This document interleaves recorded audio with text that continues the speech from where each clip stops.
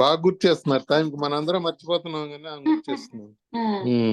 So ఇప్పుడు ఏంటి సుపి సుపీత్యనువర్తతే, సుపి ఇతి అనువర్తతే, కర్మగ్రహణంతు అంటే కర్మగ్రహణంతు అదేంటి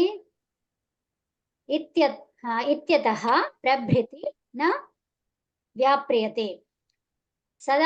సదాదిభ్యో ధాతుభ్యః సుబంత ఉపపద ఉపసర్గే అపి, అంతే కదా, అపి అనుపసర్గే అపి క్విప్ ప్రత్యయో భవతి. ఉపసర్గ అనుపసర్గలు ఉన్నప్పుడు కూడా ఇది ధాతుభ్యః తర్వాత సుబంతం ఈ రెండిటికి కూడా క్విప్ ప్రత్యయం అనేది పనిచేస్తుంది. ఓకేనా. ఉపసర్గ జాపనార్థం, ఉపసర్గ గ్రహణం జాపనార్థం అన్యత్ర ఏంటి ఇక్కడ సుప్ గ్రహణ ఉపసర్గ గ్రహణం న భవతి ఇతి. వదహ సుపి క్యప్ చ, ఇక్కడ అన్ని వేరే వేరే వచ్చేస్తున్నాయి. ఇక్కడ ఈ క్విప్ రాగానే క్విప్ ఎప్పుడు వస్తుంది చెప్పండి అమ్మా. క్విప్ అనేది మన దాని అర్థం ఏంటి, అది ఎప్పుడు ప్రయోగించాలి, అది కొద్దిగా రెండు విషయాలు చెప్పండి. విషయాలు చెప్పమంటున్నారు కానీ అదేంటి నాకు తెలియదు. ఇది క్విప్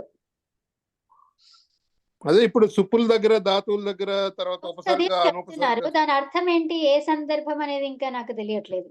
రేపు పాణిని మహర్షి రేపు పాణిని మహర్షి మీకు చెప్తాడు, గురు పూర్ణిమ కదా అని చేత వచ్చి రాత్రి మీకు ఇచ్చేసేసి మా శిష్యుడికి నువ్వు చెప్పు అని చెప్పి చేస్తాడండి. అంతే. అలాగే చూద్దాం. మీరు ఆ సంకల్పంతో పడుకున్నారంటే మీకు ఏదో రకంగా ఇందులో కనిపిస్తుంది, బుక్ లోనే ఏదో రకంగా. ఇంకా నేను దాని గురించి తెలుసుకోలేదు, అందుకని నాకు తెలియదు, చూస్తే తెలుస్తుంది. అదే అన్నాను కదా, ఏదో రకంగా మీకు పాణిని మహర్షి మాకు చెప్పిస్తాడు 2 రోజుల్లో, రేపు కావచ్చు ఎప్పుడో రోజు. మీకు తెలిసిందంటే మాకు తెలిసినట్టు మీరు వెంటనే చెప్తారు కదా, అంతే. ఆ నమ్మకం ఉంది మాకు. Also words ending in case effects, that is there also సుబంత వర్డ్స్. ఇది క్విప్ అనేది దేనికి వస్తుంది, ఒక విషయం గుర్తుపెట్టుకోండి, ఎందుకు వస్తుంది ఏంటి అనేది మళ్ళీ చెప్తాను. ఓకేనా. క్విప్ అనేది దేనికి వస్తుంది, సుబంతాలకి ధాతువులకి రెండిటికి క్విప్ చెయ్యొచ్చు. మళ్ళీ తర్వాత ఏంటివి ఉపసర్గలతో కూడా చెయ్యొచ్చు, ఉపసర్గ లేకుండా కూడా క్విప్ వస్తుంది. అర్థమైందా, అది మాత్రం గుర్తుపెట్టుకోండి. ఇంకా నెక్స్ట్ చూద్దాం. ఇంకో విషయం కూడా తెలుస్తుందమ్మా, ఉపసర్గలన్నీ కూడా ప్రీఫిక్స్ గానే వాడాలి అనేది ఒకటి ఉందిగా రూలు. అవునండి, అవును. అది కూడా చెప్పుకుంటే అందరికి తెలుస్తుందిగా ఆ మాట కూడా. ఉపసర్గలన్నీ కూడా ఏంటి ప్రిఫిక్స్ అంటే ఇంక అందరికి అది తెలుస్తుందా? అది ఉపసర్గ అంటేనే ప్రిఫిక్స్ కదా, ఉపసర్గ మరి సఫిక్స్ గా వాడడం అవుతుంది కదా దానికి. సో ఇప్పుడు మీకు ఆ గ్రూప్ లో అది పంపించాను, ఒక్కొక్క ఉపసర్గకి అర్థం ఏంటో తెలుగులో రాసింది చూడండి, అర్థం చేసుకోండి. వచ్చినప్పుడు అలా అర్థాలు చేంజ్ అవుతాయి అన్నమాట. ఓకేనా. మీరు చెప్పే 16 కాదు, 22. అందులో ఒకటి లేదు, అపి అనేది లేదు. అపి అనే ప్రత్యయం, అపి అనే ఉపసర్గ ఎప్పుడు వస్తుంది అంటే వేదాలలో వాడతారు, అది ఇంకా మన యూజ్ లో ఉండదన్నమాట. ఓకేనా. వాడతారు అపి అనే ఉపసర్గను ఎక్కడ వాడతారండి, వేదములోనే వాడతారు. అవి 2 ఉదాహరణలు మనకి కనిపిస్తాయి ఇక్కడ దీంట్లో, మన ఈ ఇక్కడ ఆన్లైన్ లో కనిపించిన దాంట్లో 2 కనిపిస్తాయి, ఉదాహరణలు ఇస్తారు. కాకపోతే ఏంటంటే అది మొత్తము కూడా అపి అనేది మనము వాడటానికి వీలు లేదు. ఓకేనా. 21 వాడాలి. 22వది అపి అనేది వేదాలలో మాత్రమే వస్తుంది, అదన్నమాట. ఇప్పుడు మనం కొన్ని చోట్ల వేద మంత్రాలలో మనకి అపి అనేది ఎలా కనిపిస్తుంది అంటే జస్ట్ పానే కనిపిస్తుంది అన్నమాట. అంటే అదేంటి అపి నుంచి వచ్చింది అని అర్థం అక్కడ. అలాగమ్మా. అదే ఇప్పుడు మనము ధాతువులు, మూల ధాతువులు లేకపోతే పేర్లు ఇందాక 3 చెప్పుకున్నాం కదా, ఉపదేశ ధాతువులు, మూల ధాతువులు, అవి పేర్లు చెప్పుకున్నాం కదమ్మా. అవి 2000 ఉన్నాయి, వాటికి 12 సుప్రత్యయాలు కలిసినప్పుడు 6 రోజులు 12 రోజులు 24,000 అవుతాయి అన్నాము. తర్వాత 24 మళ్ళీ తర్వాత ఈ ఉపసర్గలు కలిసినప్పుడు కూడా మళ్ళీ అవి వేరే వేరే అర్థాలు వస్తున్నాయి కదా. ఆ ధాతువులు కలిపి చెప్పలేదండి, సుప్పులతో కలిపితే ఇంకా చాలా వస్తాయి మళ్ళీ. సుప్పులు కాదులేండి, మీరు ఇవి సన్ప్రత్యయాలు. ప్రత్యయాలు. 24 వేలైనాయిగా సన్ప్రత్యయాలు కలిపితే. అవునండి. ఈ ధాతువుకి మళ్ళీ ఉపసర్గలు 21లో ఒక 5, 6 కలిపామనుకోండి సేమ్ ఒక్కో థింగ్. ధాతువు. ఇప్పుడు ధాతువుకి ఏమేం చేస్తామో అంత ప్రక్రియ దీనికి కూడా అవుతుంది. అప్పుడు ఇంకా పెరిగిపోయింది, మళ్ళీ ఒక 6, కనీసం 12లో 6 కలిపిన. అదే కదా, మనం ఆలోచించలేకపోతాం. అనంతము అన్నారండి. అంతే అంతం అదే, లేదు కదా. అంతం లేదు, అంతే. మీరు అన్నారు కదా మనం సొంతంగా ఎట్లా తయారు చేయొచ్చు అన్నట్లుగా ధాతువులు కూడా మనం సొంతంగా తయారు చేసుకోవచ్చండి. అవును, ఖచ్చితంగా చేసుకోవచ్చు. అవునవును. అది. సరే అమ్మా. సో ఆదిరీటుడవహ అనే సూత్రం ద్వారా మనకి అర్థమైంది ఏంటిది అది ఏమని, ఇది ఆది సూత్రము. ఆది ఎలాంటి సూత్రము? ఎత్తు చేసే సూత్రము. అది ఎక్కడ చెప్పబడింది ఇలా చెయ్యాలి అని? ఎక్కడ చెప్పబడింది? ఔపదేశంలో చెప్పబడింది. ఎక్కడ చెప్పబడిందండి? ఔపదేశే. తర్వాత అవి ఎలాంటివి తీసుకోవాలి మనము? ఈ టు డు ఇలాగే తీసుకోవాలి. యాజ్ ఇట్ ఈజ్ గా తీసుకోవాలి. పూర్ణ రూపం తీసుకోవాలి. అవునండి. ఎవరైనా మాట్లాడుతున్నారా? నాకు సౌండ్ గెరగెర వస్తుంది. సౌండ్ లేని పడుతున్నాయి. అవును, ఏదో క్లాస్ లో కూర్చొని నిద్రపోతున్నట్టు వినిపిస్తుంది. గురక చప్పుడులాగా అనిపిస్తుంది. అదే అంత లేదులేండి. మన రంగా గారా? అయ్యో మేడం, నేను అన్ని ప్రతి పాయింట్ వింటున్నాను మేడం. వింటున్నారా? సారీ, జోక్ అన్నానండి. Don't take it as personal. ఏదో సరదాగా చెప్పారులేండి. అవునమ్మా, అవును సార్, అవును గురుగారు, నేను అసలు ప్రతి పాయింట్ వింటున్నా. అయితే నాకు ఇట్సంగిల్ ఇది అన్ని తెలుసు నాకు యాక్చువల్గా. అవునండి, వింటా ఉన్నాను. అదే. ఓకే, చుటు అనే సూత్రం అండి. ఇంకో మూడో సూత్రం ఏంటి? చుటు. ఇప్పుడు ఇంతవరకు 2 చూసాం మనం కదా. ఇత్తు సంజలు ఆదిలో ఇత్తు చేసేవి 2 సూత్రాలు చూసుకున్నాం. ఇది 3వ సూత్రం. చుటు. ఏంటి 3వ సూత్రము? చుట్టూ. ఇక్కడ దీర్ఘం ఎందుకు వచ్చింది మరి? చుట్టూ అనొచ్చు కదా, దీర్ఘం ఎందుకు వచ్చింది? ఎందుకు వచ్చిందంటే ద్వివచనం కాబట్టి. ద్వివచనంలో ఉంది. ఏమేమి ఉన్నాయి మరి అక్కడ? చూ ఒకటి, చూ ఒకటి ఉంది, టా ఒకటి ఉంది, టూ ఒకటి ఉంది. అమ్మా. అవునండి. సో ఇప్పుడు చూ అనగానే ఇప్పుడు యాజ్ ఇట్ ఈజా? కాదండి, చవర్గము. చవర్గం అంటే ఏమవుతాయి? చ ఫ్యామిలీ మొత్తం వస్తుంది. అది చెప్పండి.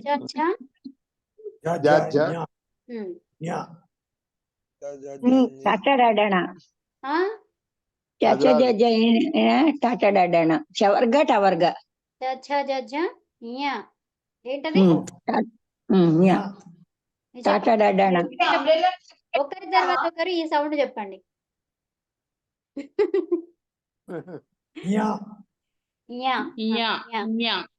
న్యా కాదు, ఇది యా అంటారు కదా. యా ఐ డిడ్ ఇట్ అంటాం కదా.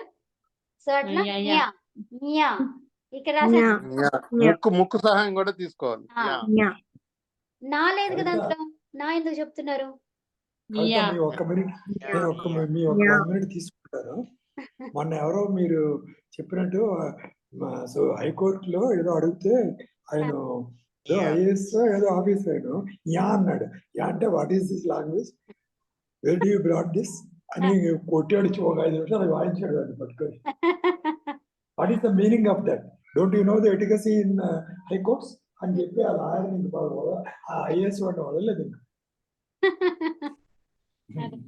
సో ఇప్పుడు ఏంటది? ఈ నాసిక నాసికం చెప్పండి. అంతే, అక్కడ నా లేదు. అవునా? అలాగే కాకాలో అన్నాసికం చెప్పండి అమ్మా. ఏంటది? ఇది చూడండి, గా అని చెప్తారు. గా అని కాకుండా మొత్తం కంప్లీట్ గా అని చెప్పకుండా గొంతుగా అడ్డ ఇది టచ్ అవ్వాలి. టంగ్ పైకి ముక్కు మూసుకొని పడితే కూడా టచ్ అవ్వాలి. అంతే అమ్మ, వచ్చింది. గొంతుకు దగ్గర టచ్ అవ్వాలి. వచ్చింది కాదమ్మా, ముక్కు మూసుకొని పలికితే కూడా వస్తుంది. కానీ మరి అది అనునాసికం అండి. నాసికం అన్నారు కదండి, అన్నాసికం అన్నారు. ముక్కు మూసుకొని గాని పరకాలి, ముక్కు మూసుకొని గాని పరకాలి. సరే అండి. తర్వాత టూ చెప్పండి. చెప్పండి. నాసిక అన్నారు కాబట్టి ముక్కు మూసుకొని పలకాలా? కాదు కదా, తప్పది. మనం ఏళ్లతో మూసుకోకూడదు, అది మానసికంగా జరిగిపోవాలి అవన్నీ. అదే అవునండి. అది మానసికంగా జరగాలి. ఇక్కడ ప్రాక్టీస్ లో వచ్చేస్తుంది. ఇప్పుడు చుట్టూలో ఉన్నటువంటి టూకి ఆదిరి టుడవలో ఉన్నటువంటి టూకి తేడా ఏంటి? ఆదిరి టుడవలో ఏమైంది? ఆదిరి టుడవలో టూను యాజ్ ఇట్ ఈస్ తీసుకోవాలి, చుట్టూలో టాను టవర్గం తీసుకోవాలి. టవర్గం తీసుకోవాలి అంటే ట ఠ ఇలాగే తీసుకుంటారా? ట ఠ మనం ఎలా రాస్తున్నాం అలాగే హలంత్ తీసుకోవాలి. టవర్గం తీసుకోవాలంటే 2 అనేది పెట్టుకోవాలమ్మా ముందు. దాన్ని రిప్రజెంట్ చేయాలంటే 2. కవర్గం రిప్రజెంట్ చేయాలంటే కు కు ఉకారంతో కలిపితే ఆ వర్గం మొత్తం అనేది రిప్రజెంటేషన్ వస్తుంది అంతే. అంటే టవర్గం. అదే అదే రాసంగా ఇక్కడ 2 కూడా అదే ఉంది కదా. ఆదిరి 2నే ఉంది. అదే సో దానికి ఇప్పుడు వర్గం మొత్తం తీసుకోవాలన్నప్పుడు మనం ఆ అక్షరాన్ని మొదటి దానికి ఉకారం కలిపి చెప్తే అది వర్గం మొత్తం వస్తుంది అంతే. అర్థం కాలే నాకు. మీకు ఎవరికైనా 5 వర్గాలు ఉన్నాయి కదమ్మా. కవర్గాన్ని చెప్పాలంటే కు అని చెప్పాలి అని చెప్తున్నారు. అంతే అంతే అంతే. అదే ఉకారం కలుపుకోవాలి, మొదటి అక్షరానికి ఉకారం కలిపితే ఆ వర్గాన్ని మొత్తాన్ని రిప్రజెంట్ చేస్తుంది. అవును. సో ఇప్పుడు కు తర్వాత ఇంకా వర్గాలు ఎన్ని ఉన్నాయి? 5 వర్గాలు. 5 ఏమేమి వర్గాలు? కచట తప చెప్పండి ఇప్పుడు. చవర్గం, టవర్గం, తవర్గం, పవర్గం. కూచు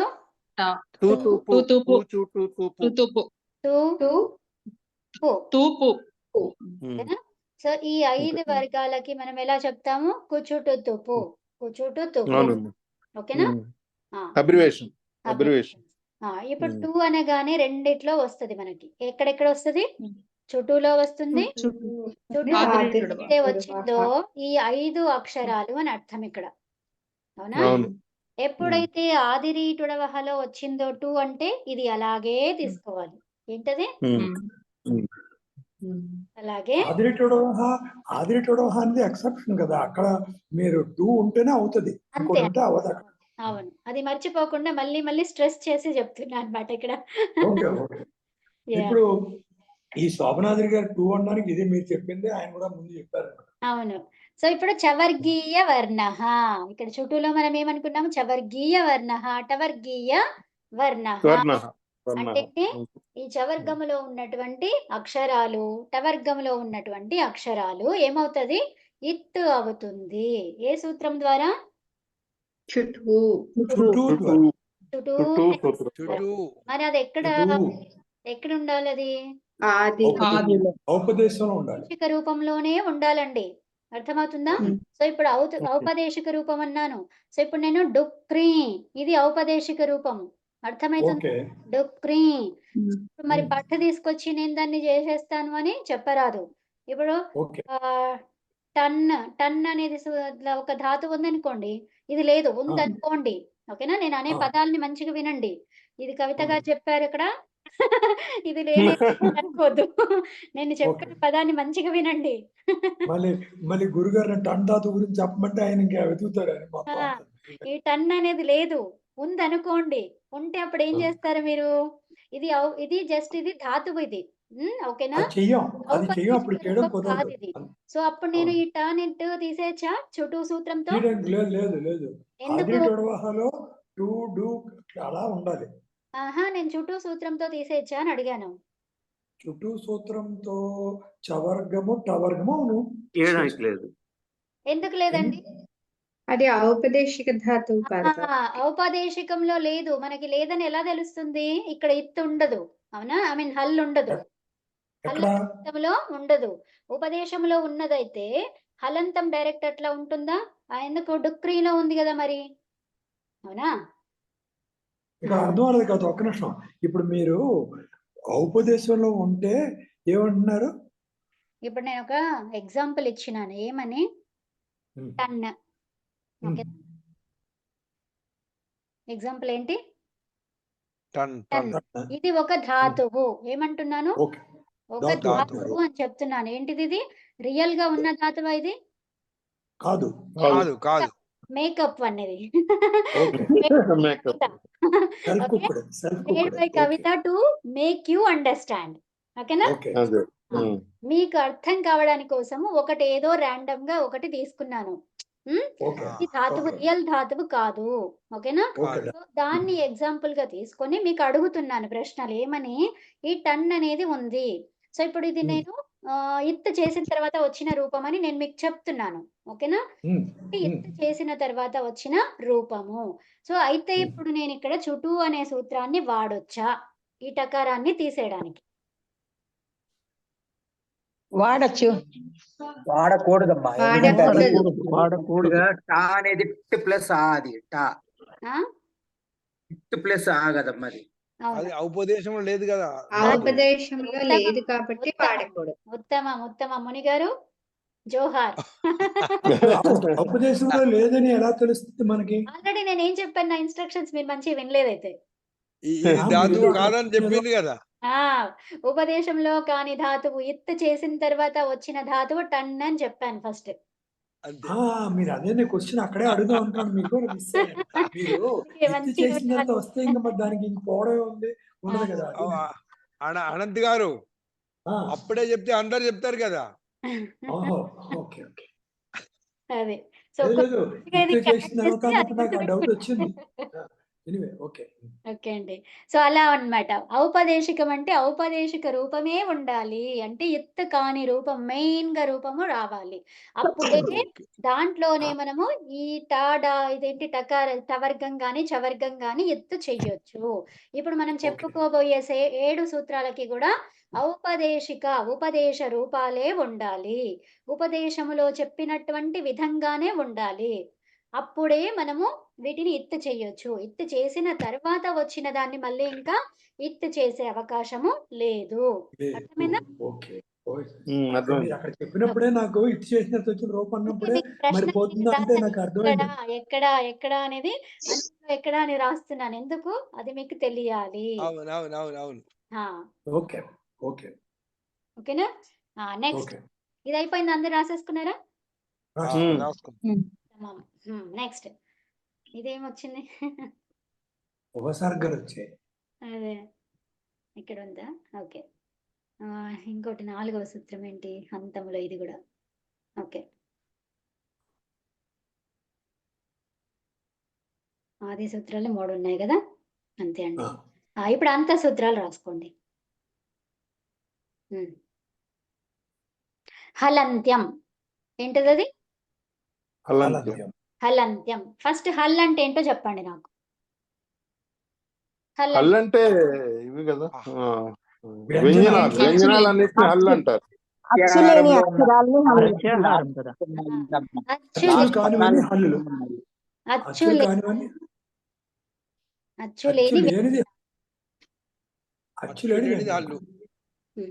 అచ్చులేని అక్షరం హల్లు. అవునండి. ఓకేనా? అయితే ఇప్పుడు ఏమన్నాం? హల్ అంత్యం. అంత్యం అంటే అంతములో ఉండాలి. ఈ హల్ ఎక్కడ ఉండాలండి? అంతములో ఉండాలి. అప్పుడేమవుతుంది? అంతిమ వ్యంజనం ఇత్ అవుతుంది. అర్థమైందా? వ్యంజనం ఇత్ అవుతుంది. అంతిమంలో ఉన్నటువంటి హల్. వ్యంజనానికి ఇంకో పేర్లు చెప్పండి. వ్యంజనం ఇంకా హల్ ఇంకా నా అచ్చు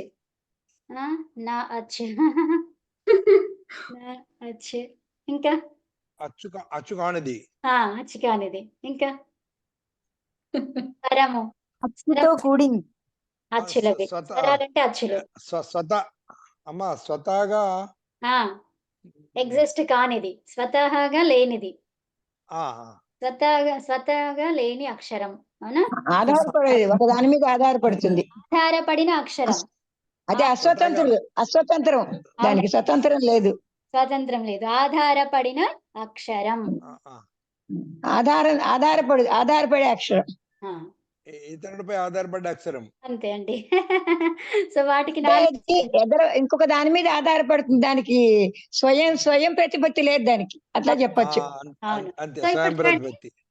సో ఇప్పుడు మీరు ఏం చెప్తారు? ఏదన్నా చెప్పొచ్చు. ఈ 4 మీరు ఏదన్నా చెప్పొచ్చు. హల్ అనగానే మీరేమేం చెప్తారు? ఒక దానిపైన, ఇంకో దానిపైన ఆధారపడిన అక్షరం, లేదంటే వ్యంజనం, లేదంటే హల్, వ్యంజన న, అచ్. హల్లు ఇవి నాచ్ అన్నీ అంతే. ఈ పరిభాష తెలిస్తే, ఈ పర్యాయ పదాలు తెలిస్తే మీకు సూత్రాలు చాలా ఈజీ అయిపోతాయి. అవును. అర్థమైందా? ఇవి గుర్తుపెట్టుకోండి. ఎందుకంటే ఒక్కొక్క చోట వ్యంజనం అంటాము. తర్వాత ఇంకో చోట హల్ అంటారు. ఇంకో చోట న, అచ్, అచ్ కానిది. నా స్వరం అని కూడా అనొచ్చు కదా, స్వరం కానిది. స్వరం ఉత్తమమమ్మ. స్వరాలంటే ఏంటి? అచ్చులు. నా స్వరం. స్వరం నా కానిది స్వరం. నా అవును. స్వరం.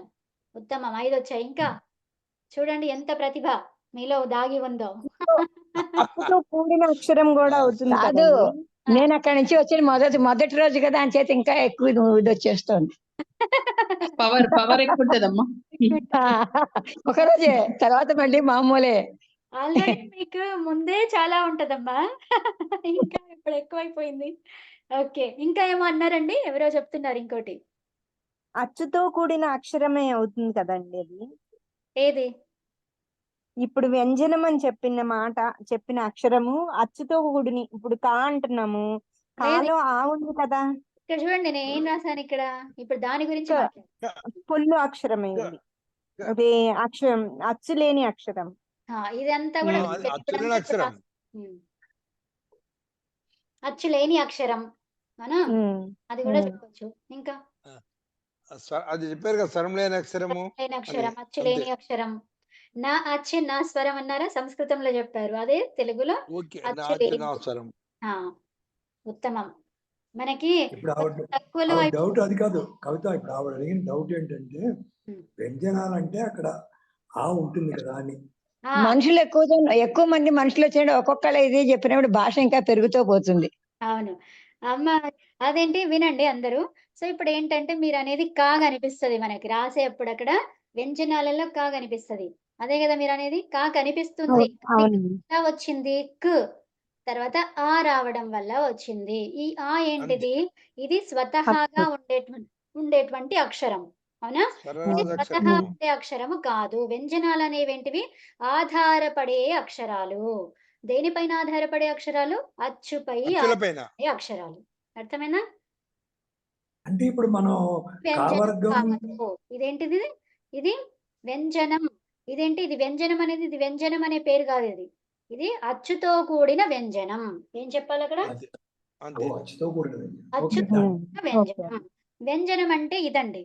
అందుకే కంప్లీట్ గా ఇప్పుడు అచ్చుతో కూడిన కంప్లీట్ వ్యంజనము. వ్యంజనం అంటే కంప్లీట్ అని కాదు.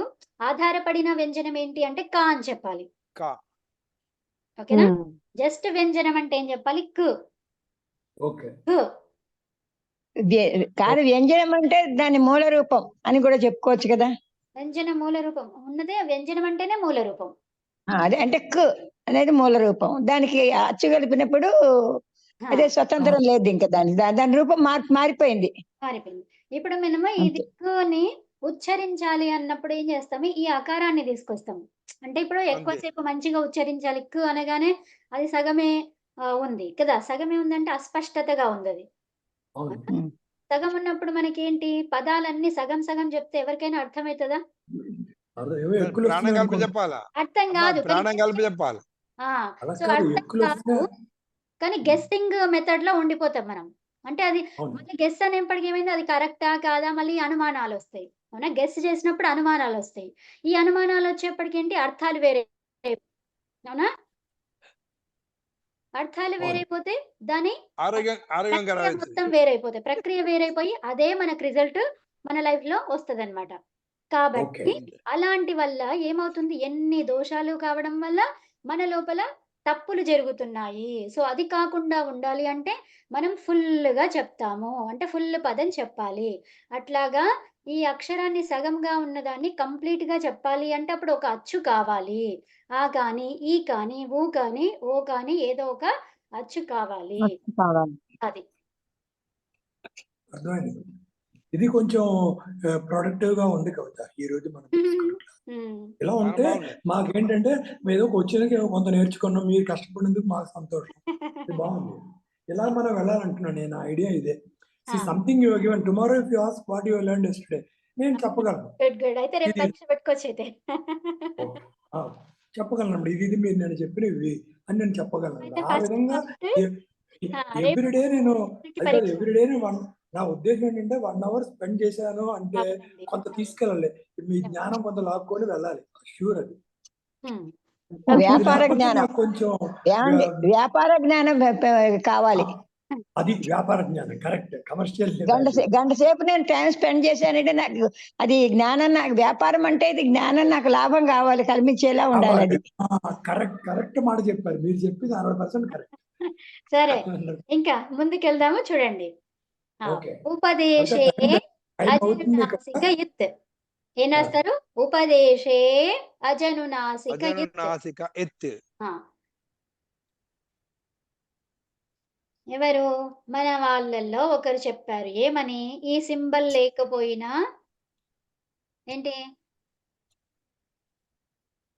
సింబల్ లేకపోయినా సింబల్ ఆకారానికి సింబల్ అది. చెప్పకపోతే ఆ సింబల్ పెడితే అచ్చు అని అర్థమా? అచ్చు అని అర్థము. అయితే ఒక్క నిమిషం ఆగండి. యాక్చువల్గా మేడం అచ్చు పెట్టాల్సిన అవసరం లేదు మేడం. అయితే అది మనకు అర్థం కావడం కోసం పెట్టినటువంటిది, కానీ అసలు యాక్చువల్ పెట్టాల్సిన అయితే అవసరం లేదు. అవసరం లేకపోతే నేను ఏం చేస్తాను చూడండి. ఇప్పుడు నేనేమన్నాను, అది లేకుండా ఇక్కడ రాస్తాను. ఉపదేశే జను అన్నాను. అంటే మీరు నేర్చుకున్నారు కాబట్టి మీకు ఈ పదజ్ఞానం ఉంది కాబట్టి ఇక్కడ మీరు ఏమనుకుంటారు? అజను అనుకుంటారు. ఆ పదజ్ఞానం నాకు లేదండి. సో అప్పుడు నేనేమనుకుంటాను? ఉపదేశే జను అనుకుంటా. జను అంటే జనాలు అనుకుంటా ఇక్కడ నేను.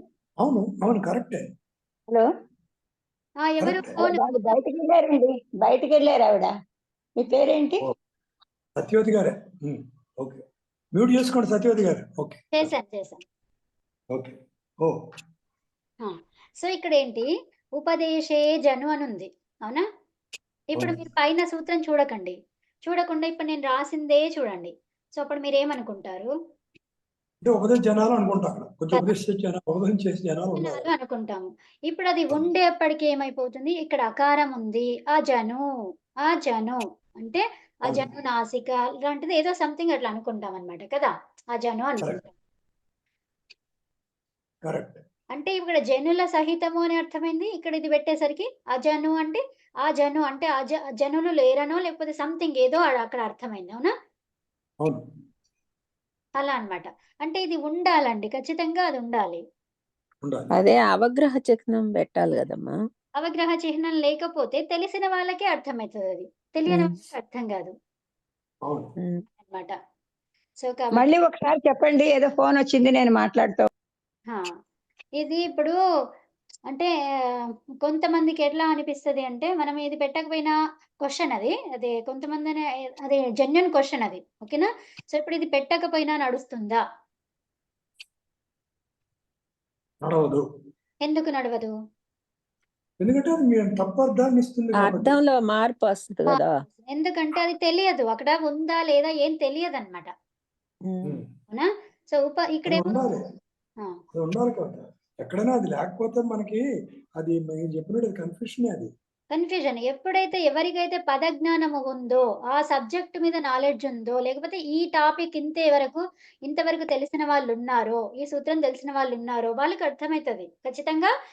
వాళ్ళకు కూడా మీరు అది ఎప్పుడు అర్థం కాదు, ఆటోమేటిక్ గా వచ్చేస్తుందమ్మా. సామాన్య మనుషులకి అది అర్థం కాదు. అది కాబట్టి మనం అది ఖచ్చితంగా పెట్టడం అవసరం. గుర్తు పెట్టుకోవాల్సిందే అమ్మా. అవునండి.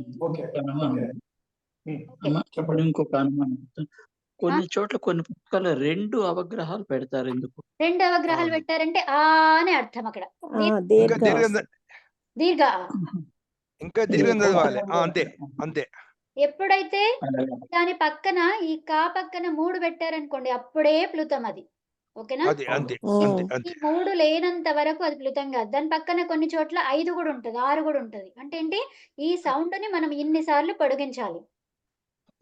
మాత్రలు అంటే ఇగో ఇది చిటిక వేసేంత సమయము, కళ్ళు మూసి తెరిసేంత సమయము, అవునా? మాత్ర అంటాం దాన్ని. 5 మాత్రల సమయము కేటాయించాలి. ఒక మాత్ర, 2 మాత్రలు, 5 మాత్రలు, 3 మాత్రలు. అవునండి.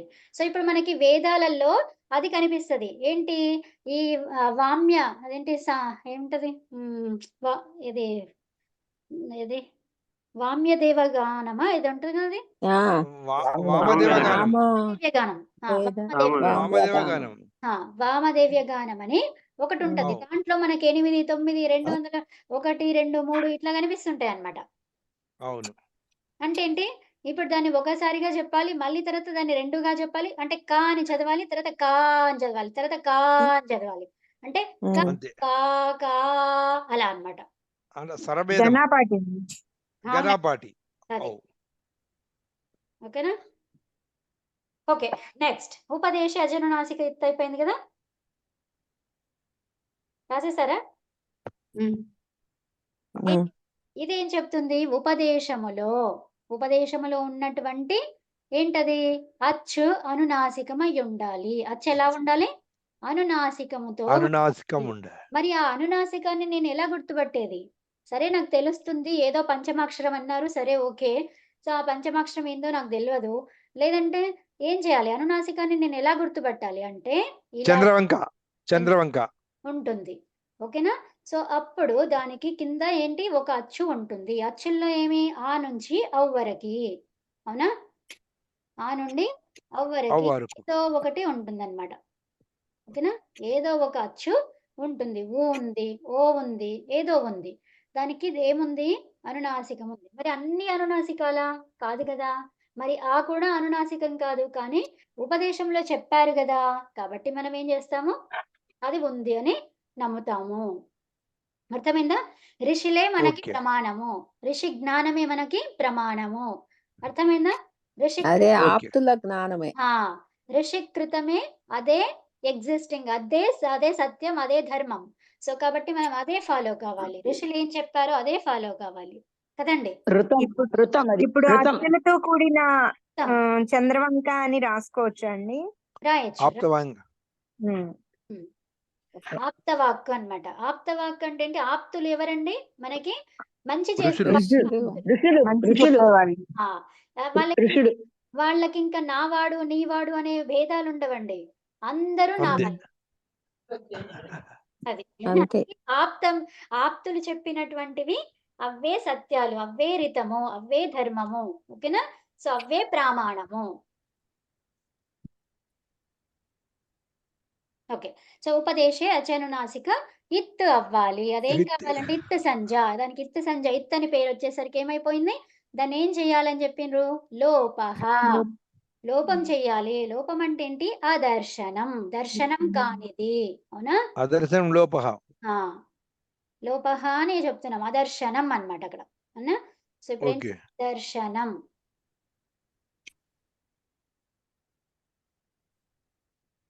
అదర్శనం అనేది లోపహ, లోపము. లోపము అంటే ఏంటి? అదర్శనం. ఓకేనా. లోపం అంటే కనబడకుండా చేయడం కూడా, అది కూడా కదా. అవును అవును. అదర్శనం అంటే మరి అదర్శనం అంటేనే కనపడకుండా చేయటం. అవునండి, అంతే. అదే అక్కడ దాన్ని పక్కన పెట్టేయాలి, తీసేయాలి అంతే.